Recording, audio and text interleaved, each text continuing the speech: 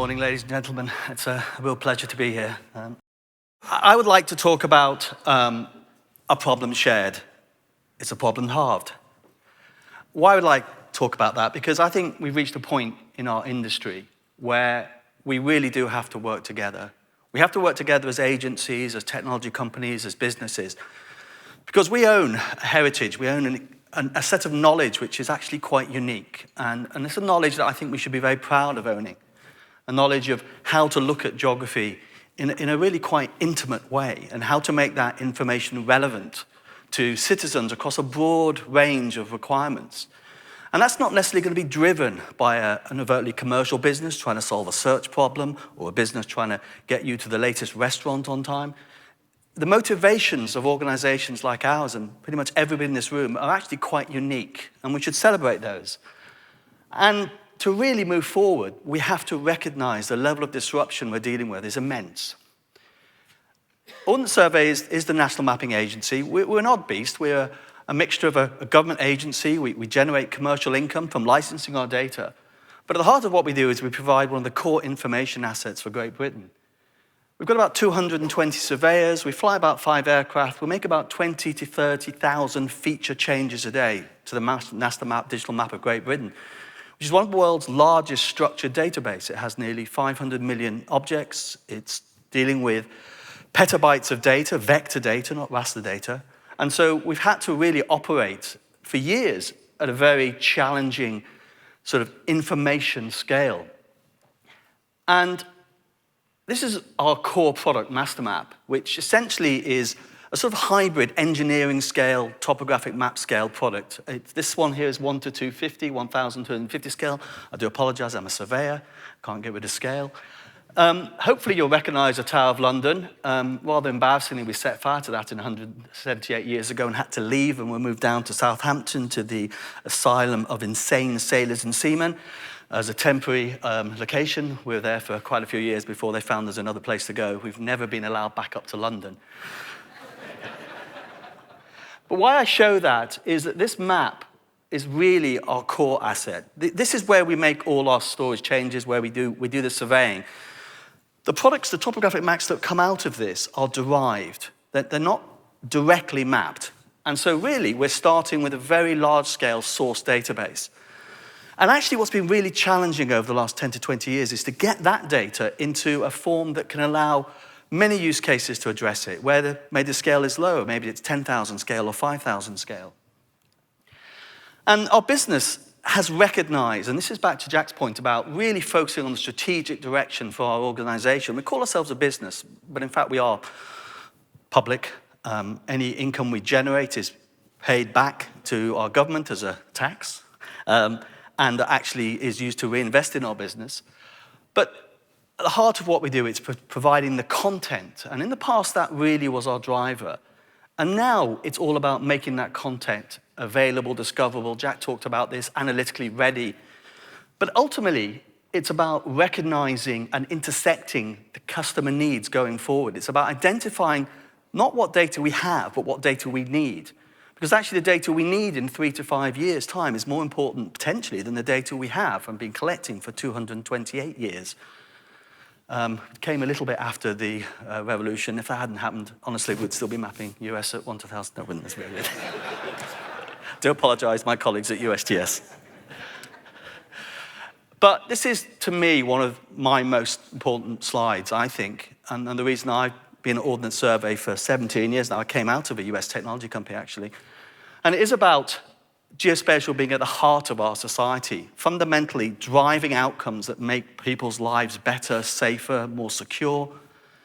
It's about handling things like the environment. It's about handling transport systems. And Britain's a very congested country, 60 million people living in a country the size of smaller than Texas. And a country that is changing, demographically changing significantly, certainly in the last few years. And those changes create tensions in a country. And we've seen that with the debate around where we sit in Europe. And this is about people's uncertainty. This isn't necessarily about politicians. This is about people's uncertainty. And the great thing about geospatial data is it does give us some certainty about what the world is, how we measure it, how we take information from it. And it also defines fundamental things about what we own, how secure we can feel in that. But it does come at a cost. This data is not cheap. It's not cheap to capture. We talk a lot about new crowdsourced data sets. We talk about enabling platforms that allow the data to be processed. But this is still an expensive operation. We spend around about $100 million a year on collecting data and processing data. We spend about $20 to $30 million a year on the infrastructure, the technology, the enterprise systems that support that. So this is actually quite challenging economics to be dealing with. But I believe that we are uniquely positioned, both as mapping agencies, but as public bodies and public authorities, to disrupt ourselves in a way that we haven't possibly felt comfortable doing in the past. And about 5 years ago, Jack and I were sort of talking about how we could look at working together to create new disruptive capability, how we could really drive some of the scale and technology services that Esri were building and our industry were building to really make a difference to what we did. And we focused really on what we call 10x disruption. How can we really move the dial here? Rather than incrementally make changes, how can we shift, really a number of gears? How can we automate harder than we've ever tried before? How can we innovate faster than we've ever tried before? And partnerships and automation, automation is critical, but partnerships are essential.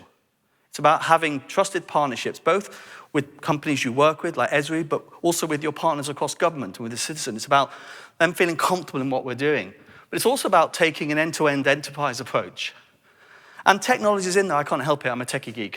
And so we've spent a lot of time looking at how we can leverage cloud, serverless computing, so we can get the cost of the compute right down. We've got cost of compute down literally 100 times now cheaper than when we were having to put out our own sort of infrastructure, our own cloud sort of data centers. And these things are important. I'm going to explain why they're important as we go forward. But in Esri, we've been working with partnership with them now for about 5-6 years in detail, and we've tried to address some specific issues of cost. And in the last year, these are some of the improvements we've made and operationalized. We've reduced our production costs using aircraft by around about $60 per kilometer. So we fly this next year probably 100,000 kilometers a year. So we're trying to fly GB every 2 years. We do about 3 at the moment. So saving $80 a kilometer when you're doing 100,000 kilometers is really interesting. And that's the full cost of flying, processing, production, and supplying. So it's the front end, not supplying, the front end cost. But more importantly, when we look at our supply chain and how we operate, we have about, as I say, 200 surveyors. We've probably got about another 150 production staff in GB. We've got nearly 1,000 production staff working in India. And one of the challenges about production when you're producing vector data from image data is actually to identify the change. So we focused a lot on change identification tools, which means when we put a block of work out now into our supply chain, instead of taking 40 days for that block of work to have been identified, the change, for them to capture the change, we can now do it in 2 days. And that's through integrating the workflow tools and interflating the systems that we've been developing on. We're using very specific edit tools now because we're handling so many changes that our features are sort of live edited. It's almost like people in India, people in the UK could be working on the data at the same time. And we used to have a problem with conflicts that when data was coming back into the database, maybe it had been taken out by somebody else, or there are multiple edits. And we had to have this huge conflict system where we managed all the conflicts to make sure that what went into the database was the true view. We've reduced that now down to 20%. Why those conflicts are still there is that we have some features that are very large and cross many other structured features in the database. But what's important here is that this data is available daily. So when we make those changes today and we put them into the database, the next that evening, later in the morning, I should say, 2 in the morning, they're available to our land registry. So this is real-time, large-scale mapping supply. Our customers take it about every 6 weeks because of the volume of the change that we're dealing with, but it is actually transacting now a large-scale map at a daily scale. And the other way that we've really focused, and this has been a huge success, is full automation of all of our small and medium-scale vector and raster maps. So this is literally a one-button press now. I do want a big red button, and we can go generalizing now, bang. And And that execution spins up automatically all the virtual machines on Azure, scales up all the databases, runs full automation from large scale to a range of derived scales, 10,000, 20,000, fully automatically for 3 fully automated national raster sets plus a GML set. This still takes 10 days because we're moving huge amounts of data. Can you imagine that we're sort of generalizing 500 million objects into structured data at different scales? But it is fully automated completely now. And that requires great technology, great partnership working, but it also requires quite a lot of know-how. And many of the agencies around here, the mapping agencies, have been working in this space for decades, and it's been the holy grail. I'm really proud this year that we've been able to deliver that now as a true production workflow, which means, in principle, our master map of Great Britain can be supplied at every scale, essentially, potentially every 10 days. It's a bit challenging to do that, so we're probably doing it about every 30, 60 days. But in principle, as we put more compute, more scale, we're actually being able to produce maps. And here's an example of that.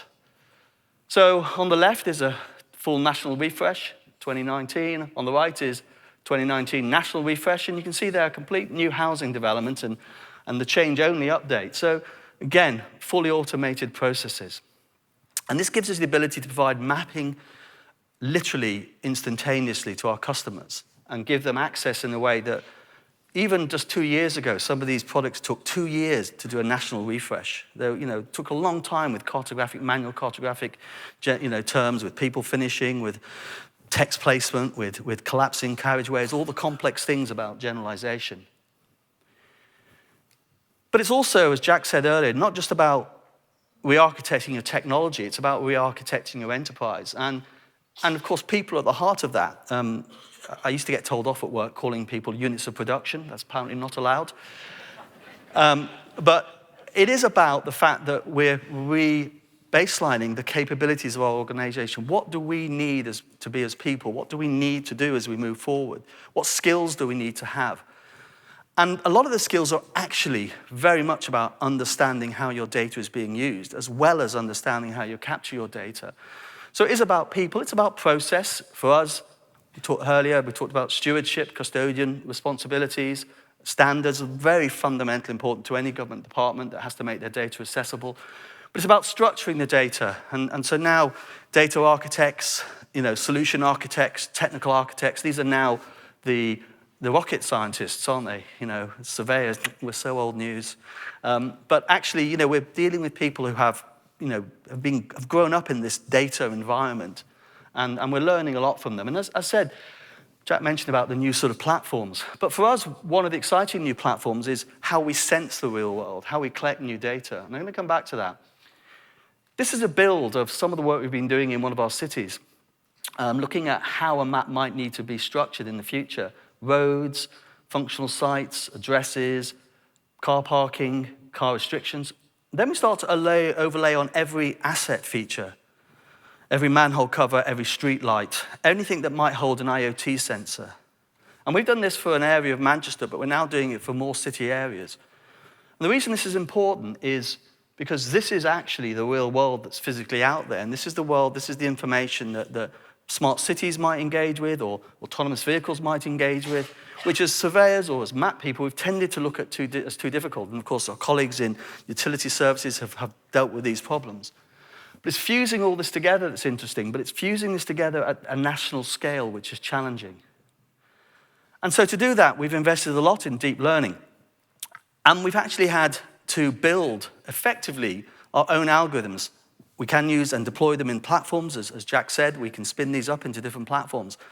But the thing that we have, which is unique, is we have the most amazing training wheels for this data, because we have a master map of Great Britain that's incredibly detailed and updated. And we've used that to train, using quite complex deep learning algorithms. We've now classified over 1 trillion pixels in Great Britain. And that classification we've deployed into other countries and to other cities. So for example, we've produced a city map in 24 hours using the classification algorithms for a West African city at 1 to 5,000 scale by deploying the algorithms we built in the UK using our vector data. And that shows you, of course, geography is different, but it's also incredibly common. patterns of life are common. The way we build things is common. And so we are sitting on, in my view, a real transformational change. And it is about data. It's about capturing data as well as processing it. Ordnance Survey have been invested now for 5 years in building a high altitude platform. We've flown it in Australia, in Spain. We made the rather odd choice to fly it in Wales in England this summer. And if anybody's ever been to Wales in summer, you'll know that's an interesting time to choose to fly an aircraft that weighs 75 kilos with 30-meter wingspan. But what's interesting about this platform is it intersects the classic markets that we've addressed. And those markets are changing. But look at where they're changing. The commercial satellite Earth observation market is growing from 2.7 to 4 billion. The aerial imagery market, which is our bread and butter for mapping, is growing from 1.6 to 2.1. But look what's happening in the geospatial imagery analytics market, growing from 2.6 planned to 10 billion. And what's driving that is new sense data, new information. But what's also driving that is the fact that we can now get intelligence from image to image. So rather than having to go image vector, vector information, we can go image information. And of course, the agencies like NGA in the UK, people at Whitton, they've been in this space for years, but as mappers, we generally haven't. We've generally been in the everything has to go to vectors. And what we're finding now is we can extract information from imagery. Now, vectors are always going to be important because they're structured, they're logical, but the true answer is combining the two and getting to feature extraction, which is, of course, the new holy grail. There's always another holy grail. What's really interesting about these platforms and why Ordnance Survey is fascinated by them is they're unique. The platforms, and we've had 8 successful flights now, and it's still early days. We can have an unsuccessful flight. But they have high resolution, so they can produce ground sample distance of 10 centimeters. They can produce swath widths of 10 kilometers. They can fly 2,000 kilometers a day. So you have a unique capture platform in this space, and they can sit persistent over a city. So you can have your own personal, effectively, satellite, and they can stay up there for 90 days. And, we're still getting there. The flights, and there's a few of these being built on the world, and I think the longest duration flight is only sort of like 3 weeks at the moment. But that's really just a function of incremental change. But they can be multi-sensor, so we can have image on there, we can have radar on there, we can have multispectral on there, and because they go up and come down, you can just upgrade the sensors. And so this is going to be fascinating for mapping, and we've built this as a mapping platform, so it's been designed for stability. What we're really trying to do is provide data at a level of currency and scale that essentially means we can provide it daily. And I'm just going to change the angle a little bit because we've always got very used to bird's eye views from aircraft, from helicopters, from satellites. And I'm going to paint the concept of introducing a worm's eye view, which is a different way of looking at the world. And this is about our favorite problem, underground assets. So for countries and for citizens, London every year, about £1.2 billion lost a year because of road congestion due to overrunning streetworks. 1.2 billion overrunning streetworks. It's estimated at 4 billion across Great Britain. Across the asset owners in Great Britain, they have records of probably where 48% of their assets are. And on independent tests, it's been tested that 84% of that 48% are in the wrong place, or at least not within the specification for the Streetworks Act. So you can see why things get hit. And of course, the utilities are working very hard, but their primary role is to deliver the new fast fiber rollout or water safely or stop leaks. And what has been a problem is data sharing. So the British government, under a new structure called the Geospatial Commission, have invested in 2 large-scale trials, of which we're pleased to be involved with, to bring together the utility data from all the different utilities, telco, water, electricity, and provide a way of sharing that with the necessary security, with the right standards, with the right data architectures. And of course, the first thing we find is that the positional accuracy or the asset registers are challenged. So we've come with a rather neat idea which says, it's an old survey technique called triangulation. If you know where you think the assets are, but you're not sure, and then on the ground, you actually know where things are quite well, your curb lines, your pavements, your road casings. And there are these rather interesting features that pop up called manhole covers and ironworks, which actually physically tell you that the asset's accessible at that point. And what's quite interesting is that when you triangulate all these things and you merge it together into essentially a big production process, you can actually start to make sense of it. But then you've got to have this information. So what's really interesting, and this is really where we're now operating, this is your average driver-assisted car now. Pretty much every car that has a braking system or a lane-following system has the ability to collect data. It doesn't send the information back, it doesn't send the imaging back. And so we've been working with Intel, Mobileye, Intel company, to produce a new mapping system. This is data at scale. So the sensor, the camera, very simple camera, the one that hides behind the rearview mirror that you don't even know is in your car if you've got a car already that has a braking system in it, is actually on the edge. It's AI empowered. And it extracts all the manhole covers, all the street furniture automatically now and sends it back. And of course, there are privacy issues. So some of you will be pressing a button that says, yes, you're happy to share your data. In the UK, because of something called GDPR, the regulations, we actually only take this at the moment from commercial vehicles. So we take it from delivery trucks or field management vehicles.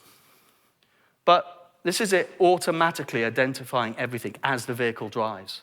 So this is working today. It takes us about 7 or 8 times to really get everything off the road because of parked cars, obstructions. But because these vehicles, a home delivery vehicle, is driving in, down my street, I've got 4 or 5 supermarkets that deliver pretty much every day. And you can now see a completely different cadence. The challenge of this is the volume of data. The type of data we've identified, and this is what the system can extract now. It can extract sewage and drainage features, telco boxes, poles, streetlights, constructions, flooding. It can also count the number of people. It can't take images of people because it doesn't send any photography back, but it can tell you there's 20 people at that bus stop or 30 people there, or there's 4 fallen down scooters, if you happen to be in San Diego. And its ability to process information is immense because it's on the edge. This is AI on the edge. There is no imagery coming back. There's just the feature coming back. And this is rolling out in a few cities in the UK at the moment to really validate that this provides meaningful outcomes to the utility customers and to government customers, the highways agencies, the telcos, and is driven by this motivation for better data sharing. So this is really a government initiative to try to share data, and this is just a technology that we can deploy to help that data be collected. And it does require us to think about new ways of working. This isn't about, my background, professionally surveyor, engineering grade, very detailed. It's not even about the national mapping capability. It's about fusing that with crowdsource. It's about bringing the information on pretty much every car that's going to be built in the next few years, assuming we get the support of the public, or every commercial vehicle if we don't. It's about bringing that data back and essentially having a real-time map. And at the moment, there's probably around about 35 million vehicles fitted with this now. And that's only just starting. You cannot buy a car today, really, that doesn't have this in as a low-cost option, or even free, And as a mapping agency, we're trying to make sure that we're able to work with that, because we believe that we can bring the trusted authority that where there is some maybe less trust about some of the big commercial data platform providers. One of the things that comes hard as being a civil servant and actually following the civil service code, which might sound a bit odd, is fundamentally a contract of trust with the British public. And that's actually what's important about this. It's not just about the privacy issues, it's about trust issues and building a bridge between those two areas. And this new ways of working is challenging for us because we've always wanted to be in control of the data we collected. And actually, it's more than that. It's about being able to validate, ensure it, quality assure it, test it. But more importantly, it is, as I said, to be able to be trusted with it. And it becomes an interesting world, doesn't it, where government is going to become, hopefully, the trusted data provider of the future, when for many years it was considered to be perhaps somebody you didn't want to share too much data with. And now we're sort of having those conversations about our mobile phone devices and what's that data really being used. So there's an interesting issue here about how we think about society. And I've just created a horrible term, a virtuous vicious circle. We can collect more data. That data needs more processing. That processing allows us to answer more questions, but then ask more questions. And when we ask those more questions, we need more data. And that more data wants more processing. And that gives us new insights. And then we want to ask more questions. And then we just go around this wheel. And we've been going around this wheel for centuries now. It's nothing new. It goes all the way back to the first census back in sort of 1067, when we went out and collected the census of Great Britain to work out who owned what land and how we could make sure the rich people kept their land. Nothing changes.